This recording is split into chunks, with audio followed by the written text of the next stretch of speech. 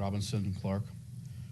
I sent a letter after attending the meeting here in June to everybody up there regarding several issues with the Clark Reservoir project. One point in that letter I mentioned in the July 2nd meeting, which was that the plans that were presented did not include the changes to the flood levels that the state passed in legislation last summer, which is interesting to find out tonight that the permits were filed in April, because now that information that was filed with it is incorrect. When I made that comment in the July 2nd meeting, the engineer who was present at that meeting, he did nod an acknowledgement that those considerations were not made in the plans. He did say in the comments afterwards that they can't change the level of the water that's in there, because on my letter to you, I mentioned maybe lowering it 3 feet would, offset the new flood levels. But it occurred to me with the talk about the dredging, they're going to take the dirt out and dry the dirt and chip it out.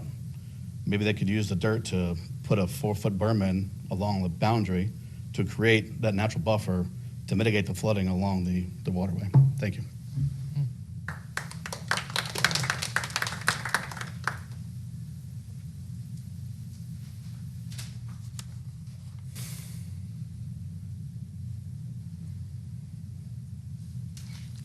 Good evening. My name is Ellen Mulligan. I'm also from Clark. I'm going to thank the county for setting up the July 2nd meeting. You've heard everybody's comments. I'm not going to repeat them. I'm respectfully asking you to tone down, scale down this project, all the amenities, the carousel and everything. We don't need that. Keep it natural, keep it a habitat. And as far as the ramp, boat ramp and parking at the end of Wendell, that's a quiet old residential street. Leave that alone. We don't need 3 boat ramps. And we're all for dredging and cleaning up the reservoir. It desperately needs it. And if you put walkways in, please try to keep it natural and away from citizens' homes. Thank you.